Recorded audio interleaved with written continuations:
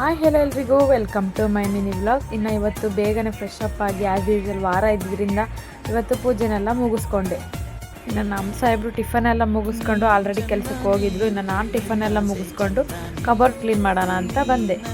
ಎಲ್ಲ ಫುಲ್ಲು ಮೆಸ್ಸಿಯಾಗಿ ಕಾಣಿಸ್ತಾ ಇತ್ತು. ಸೊ ಹಂಗಾಗಿ ನಾನು ಸ್ಯಾರಿಗಳನ್ನೆಲ್ಲ ಕ್ಲೀನಾಗಿ ಹ್ಯಾಂಗಿಂಗಿಗೆ ಹಾಕಿ ಇನ್ನು ನಮ್ಮ ಮನೆಯವ್ರ ಬಟ್ಟೆ ನನ್ನ ಬಟ್ಟೆ ಎಲ್ಲ ಕ್ಲೀನಾಗಿ ಆರ್ಗನೈಸ್ ಮಾಡಿ ಇಟ್ಕೊಂಡೆ. ಎಲ್ಲ ಕ್ಲೀನ್ ಮಾಡೋ ಅಷ್ಟೊತ್ತಿಗೆ ಆಲ್ಮೋಸ್ಟ್ ಊಟ ಟೈಮೇ ಆಗೋಗಿತ್ತು. ಇನ್ನು ಒಂದೇ ಸಲ ಅಡುಗೆನೆಲ್ಲ ಮಾಡ್ಕೊಳ್ಳೋಣ ಅಂತ ಇವತ್ತು ರಸಮ್ ಮತ್ತು ರೈಸ್ ಮಾಡ್ಕೊಂಡಿದ್ದೆ. ಇನ್ನು ನಮ್ಮ ಮನೆಯವ್ರು ಊಟನೆಲ್ಲ ಮುಗಿಸ್ಕೊಂಡು ಡ್ಯೂಟಿಗೆ ಹೋದ್ರು. ಮತ್ತು ನಾನಿನ್ನು ಸ್ಟಿಚಿಂಗ್ ಮಾಡೋಣ ಅಂತ ಮಧ್ಯಾಹ್ನ ಮೇಲೆ ಕೂತ್ಕೊಂಡೆ. ಇವತ್ತೇನು ಜಾಸ್ತಿ ಸ್ಟಿಚಿಂಗ್ ಮಾಡೋಕ್ಕಾಗಲಿಲ್ಲ, ಯಾಕೆಂದರೆ ಕುತ್ಕೊಂಡಿದ್ದೆ ಮಧ್ಯಾಹ್ನ ಮೇಲೆ ಅಲ್ವಾ. ಸೊ ಹಂಗಾಗಿ ಒಂದು ಜೊತೆ ಡ್ರೆಸ್ ಮಾತ್ರ ಸ್ಟಿಚ್ ಮಾಡಿದೆ ಅಷ್ಟೇ. ಇನ್ನು ಸಂಜೆ ಟೈಮ್ ಆಯಿತು ಅಂತ ನಮ್ಮ ಮನೆಯವರು ಕೆಲಸದಿಂದ ಬಂದರು. ಶುಕ್ರವಾರ ಆಗಿರೋದ್ರಿಂದ ತಿಪ್ಪಟಮ್ಮಂಗೆ ಬೆಲ್ಲದ ಅಟ್ಟಿ ಮಾಡಬೇಕಾಗಿತ್ತಲ್ಲ. ಸೊ ಹಂಗಾಗಿ ನಾವು ಬೇಗ ಕ್ವಿಕ್ಕಾಗಿ ರೆಡಿಯಾಗಿ ಅಲ್ಲಿಗೆ ಹೋದ್ವಿ.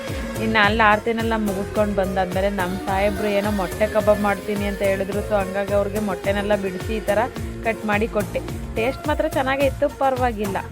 ಏನೋ ಬಂದರೂ ಬರ್ದಿದ್ರು ಇಷ್ಟಾದರೂ ಮಾಡೋಕ್ಕೆ ಟ್ರೈ ಮಾಡ್ತಾರಲ್ಲ, ಸಾಕು.